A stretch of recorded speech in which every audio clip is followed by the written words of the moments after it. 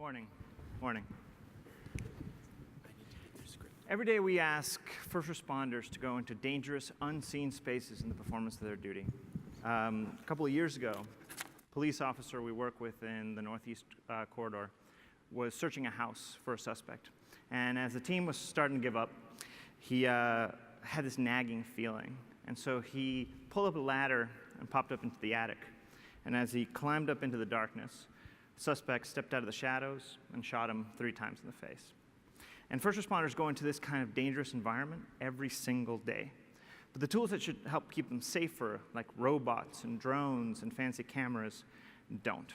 Because they're too expensive, because they're hard to use, and because they're unrealistically large and bulky to carry with them. So what we've developed is a low-cost, throwable, omnidirectional camera that a user can toss through a window and get an instant 360-degree view of what's going on in the space right on their smartphone or in a VR headset. And so how does that work? Traditional cameras see the world as if through a straw with a limited field of view. Our cameras see in all directions at the same time. So you can have complete situational awareness, multiple users looking in multiple directions. And you can deploy that by throwing it through a door.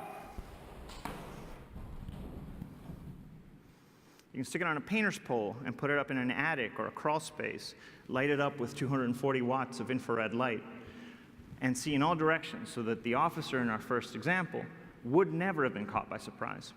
You can put it on a tether, so if you have a collapsed structure or a worker stuck down in a pipe in a search and rescue operation, you can go down there and take a look at what's going on. Or in this case, you can clear a stairwell by looking up, down, left, right, in all directions.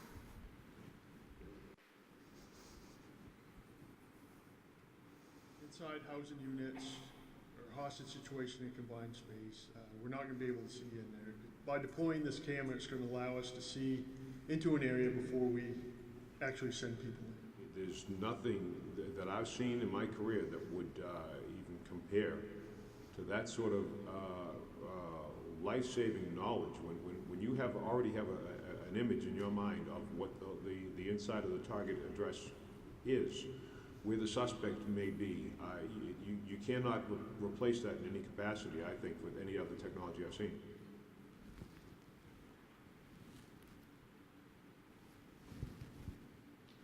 With capabilities of the cloud, we can also take that video, pump it up into the cloud, and have a search and rescue expert in New York be seeing inside a structural collapse in Alaska, giving advice in real time as if they were standing in that structure. We think the first responder market is a compelling $5 billion opportunity where we can provide a common solution to the problem of unseen dangerous spaces across defense, security, and safety. And a lot of companies will tell you, oh, we can go into all these markets.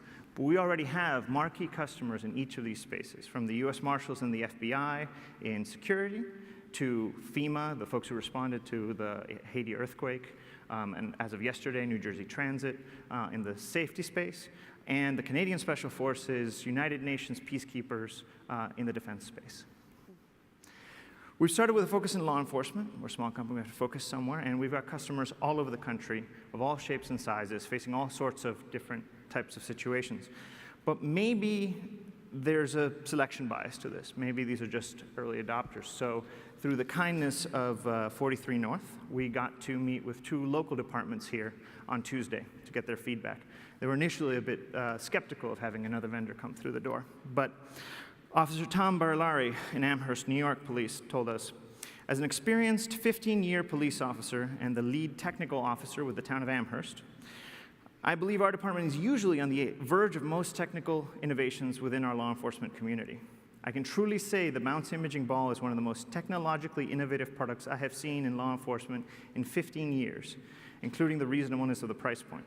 The ease of use and ingenuity is second to none, and I believe it would be a vital addition to any police department. I look forward to adding on to our department. And then right here in Buffalo, Detective Kiefer of the SWAT team told us, I've been a police officer for 22 years, and I'm currently the assistant commander of the SWAT team. Your camera left me speechless. The applications in the police tactical environment hit upon every aspect of our operation. Balanced imaging camera will make our job safer by allowing us a 360-degree view of a hostile environment without exposing officers to unnecessary risk. Civilian and police lives will be saved with this technology because it will improve the decision-making process. And I think that that's actually an important point. It's a tough time for law enforcement, for policing in the US right now. Tension between officer safety, with all the incidents and attacks on officers, but also tensions with the community and fears of excessive force and excessive use of deadly force.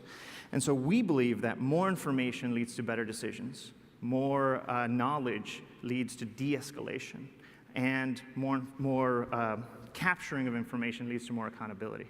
And so the more that we can introduce simple technologies to do that, the better we can help in that field. We know we can't do it alone, so we've partnered with the best distributors in police products in the United States and in Canada. And through our partnership with Verizon, we are able to leverage their 1,800-person public safety sales force as we integrate 4G into this device in 2017. And it's early going, but distributors so far are getting great response out in the field as they're showing this to their customers. But that's not all. We think we can add a lot of value to the consumer 360 VR space, which, as you know, is exploding right now. And that's for a couple of reasons. First, we do very fast stitching, which means that they can use smaller processors in their devices. We have onboard stitching, which means that the throughput, the bandwidth that they have to use to put this up into the cloud, for example, is much lower than they would traditionally. And finally, we think we can offer a pretty unique perspective. On the next video on the upper right, you're going to see what a normal camera would see if you threw it off a bridge. And on the main screen, you're going to see what our stabilized virtual bungee jump looks like.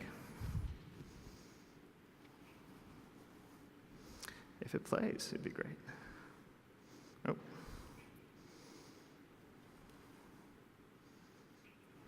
Let's try it one more time. You're going to use your imaginations. Basically, one camera tumbles like crazy, and one's a nice, stable view as it goes off a bridge. AV hazards aside. We're also working in a bunch of different ways to apply this omnidirectional video. Wherever we have fixed camera positions, we can apply this really fast stitching. So we're working on robots and drones that you can look in that direction and have it travel in that direction. And on security cameras, that instead of giving you a view of a space, let you stand in your home and make sure that everything's safe and as you expected it to be. And that's enabled by stitching processes that are about 200 faster than traditional methods, that are noise and quality resistant. So even if you're in a terrible environment, or even if you break one of your cameras, we can still generate that panorama, and that are flexible to a range of platforms. Perfectly synchronized, in the video you didn't see, to an IMU, and optimized for the cloud. And that's developed by a team out of the Harvard Innovation Lab with decades of experience in hardware and software development. Mikhail, who you'll meet later, has not one but two best inventions in popular science, most recently for a self-powered camera, but also with the domain experience of decades in the FBI and in policing. We've been recognized for innovation in a range of fora, perhaps most importantly through the Verizon $1 million Powerful Answers Award for the best technology in first response. We started shipping these fellas at the end of July. We're on track for about $250,000 in revenue this year, $1 to $2 million next year, with a lot of opportunity to accelerate that, particularly as we integrate 4G into the device and work with Verizon. And we've already raised a fair amount of funding, which means we only have a very little bit to go. We have a great investor group, and so we're close to sustainability and to exploring these other exciting areas. So what do we offer Buffalo? We offer a product that has a combination of hardware and software and domain expertise that can't just be replaced by the next killer app. With a finished product, with eager customers, and with a distribution network. Manufacturing, because we'll bring our final assembly here to downtown Buffalo. And new economy, because we'll be doing our app development here as well. And finally, the ability to make a real-world impact, serving first responders here in New York and all over the world. Thanks for your time.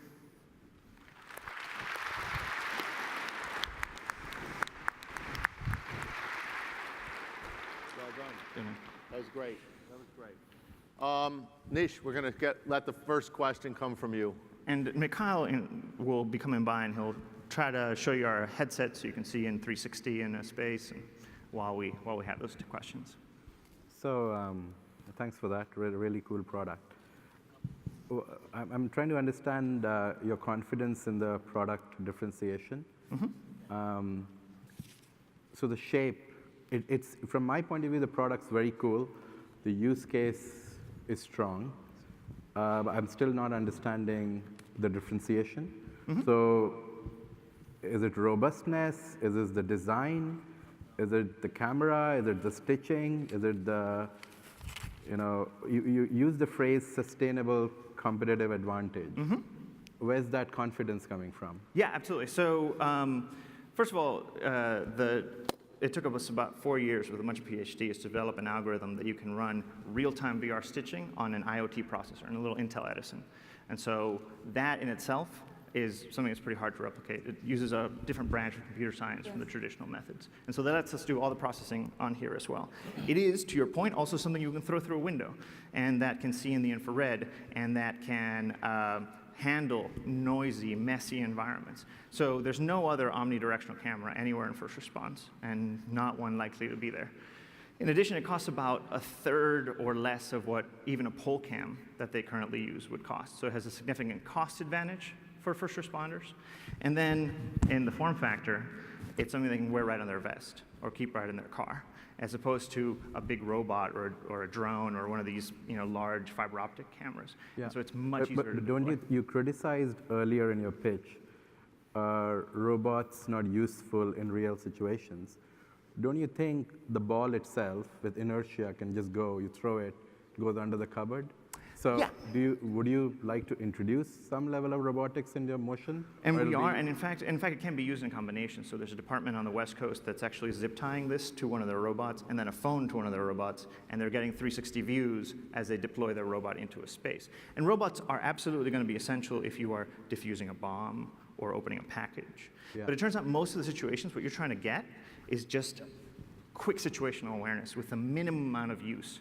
And so if you've got, this speaks to that sort of tension of stress, right? If you've got a bunch of officers outside of a door, the last thing they want to do is driving something around. Okay. And so they're actually quite good at putting something in the middle of a room, because they use flashbangs for that kind of thing, sadly. And so it gives them that quick awareness without taking their focus off of the situation. Okay. Right, thank you. Zorai? I heard you use 2 really strong case examples of how this product could be sold. There's B2B element through Verizon sales teams and directly to police departments. But then you used an example of someone standing in their home and looking at their home with a 360 view. So to me, you're trying to be both B2B and B2C. What is the strategy? What are you tackling first? And are you trying to be too much? Absolutely. So absolutely. Our focus is in first response. When we're looking at other areas, we're looking to partner with folks. So when we're looking, for example, at consumer cameras, we wouldn't go after that ourselves. We're talking to some OEMs on the West Coast that make consumer cameras, understand the consumer camera space, and can benefit from the technology. Similarly, in the private security space, it would be looking for a partner like an ADT or someone that already does this kind of stuff, and partnering with them to license and leverage that technology. We know where we're good, and that's in first responder space. That's in search and rescue. That's in police, where we already have experience. In other areas, we'd want to leverage partnerships. Are you focusing on patents? We have 3 issued patents, and we've got 2 pending. They cover both the image processing as well as some of the hardware tricks, like the fact that this isn't actually a 6-camera ball. It's one 6-eyed camera to allow that synchronization. Okay. Yeah. Done. So there, why have you not, or at least from what we've seen in the presentation, had a stronger Department of Defense push on this? Because the learning curve seems it would be good, exponential. Yeah, presently. we do have some conversations with the Department of Defense, but we can't talk about them at the moment. We've been down to Virginia Beach and a few other places. So, yeah. Tom? Yeah, tell us about how much it costs and what role the distribution partners or what have you would play. Yeah, absolutely. So these things run about $2,800, which compares to about $10,000 for even a pole cam, or $20,000, $30,000, $40,000 for a robot. We have about 70% gross margins on that in very small volumes. Obviously, as we scale, we can improve that. The distribution piece is mostly about getting in front of officers, right? It's a very networked market, and so what the distributors bring is a series of relationships where they're already bringing other equipment into these spaces. They're selling armor or they're selling tasers or that kind of stuff, and so they already have the relationships to get us in the door. Tracy? Yeah, maybe just building off of that Sure. question, with when we see so many budgets being constrained, particularly in this space, how do your distributors go in there and sell this product when they have other things in their basket that they also need to sell? So how are you helping them put your product first and get that to take the first step in terms of a difficult budget cycle? Yeah, so the price points we've picked are not accidental. They happen to fall below the inflation-adjusted credit card limits, so it's relatively easy to get the first unit in the door, first couple units in the door. And then beyond that, it's a pretty cool new product, so it gives them an excuse to go back, and we give them pretty decent margins as well as some other incentives to get them started. Hardware is notoriously difficult, and is there anybody in your team who's done this before and who has that experience in commercializing a product like that? Oh yeah, absolutely. And hardware is hard, although it's getting a lot easier because we can prototype much faster. Even the injection on these things we can do in 3 weeks now with the advances in technology. But Mikhail has been a veteran of multiple startups in imaging. He's made thermal cameras for firefighting. He's made spectrum recognition cameras. He's made all sorts of equipment before. Sitsa, another one who works with us, has been, again, a veteran of calibration systems, selling both B2B and B2C kind of optical systems and robotic systems. And then John has been in public safety sales for 10 years with Verizon before he joined us. So. Can you talk quickly about what the staffing and what the presence in Buffalo would look like? You mentioned a little bit about manufacturing and a little bit about development. So these cameras require assembly here in the U.S. It's very important to our customers. They have to be built in the U.S. And they require a special calibration process that requires a certain amount of skill set. And so the first hires in Buffalo will be to move final assembly from where we currently do it in Haverhill, Massachusetts, here to Boston. And that will take some training, and actually through Empire State Development, there's some programs that help you offset some of those training costs. And so that will be the first step. We'll also be bringing our app development team here. So, and then we'll do some administrative support as well. But What's the size of that team over time? Like, what would you expect in 17 Yeah. versus 18 versus 19? Yeah, absolutely. And that really depends on the number of units that we're selling and that kind of stuff. But initially, we'll start with probably 2, and for every, let's say, 200 to 300 units that we're doing annually, we'll add another staff person who will be doing the assembly. Yeah. And then app development scales similarly. Okay. Yeah. Thank you. Really interesting idea. Let's look forward to success. And what happens when some Chinese company says, oh, we could do this as well too? What are you going to do to protect your IP? What are you going to do to protect knockoffs from happening? Sure. So the first step of that is we already have gone through a fair amount of IP and developing sort of a shield around ourselves, a thicket of Will it work in patents. China? It will not work in China, but it will work with Chinese products tried to be sold here or in Canada or in the EU, where our primary markets are going to be. Although we do hope to push forward into the developing world. The other piece is that it's actually, so the image processing is hard, but the hardware is also difficult, and the integration of the two in something that mechanically is robust is actually pretty difficult to do. It took us a pretty sophisticated team about 4 years to put together. So it's not something that's going to be easily commodifiable. And we've also locked down a lot of the software and encrypted it, so it's pretty hard to reverse engineer. Nothing's impossible. They have very advanced resources in China to do that kind of thing, or in other countries that do pirating, but it's pretty hard to reproduce. The specific elements are pretty hard to reproduce. The integrated product is quite hard to do. Thank you. Can you spend 15 seconds talking about your background and why you were uniquely qualified to do this? Yeah, sure. So the way I got into this is I had been working in strategy and electronics around the world. So I had been doing mobile telecom in Afghanistan and some work in Kenya. and some work in China on electronics. What I noticed was that low-cost technologies can have a really big impact. And when we were looking at the Haiti earthquake and how long it took to deploy technologies to the front line for search and rescue workers, we figured that if we could make, perhaps a bit naively at the time, that if we could make a simple, easy technology, we could help people's lives. And so that's what drove us to it. And then these guys have decades of experience building this kind of thing. Let's hear it.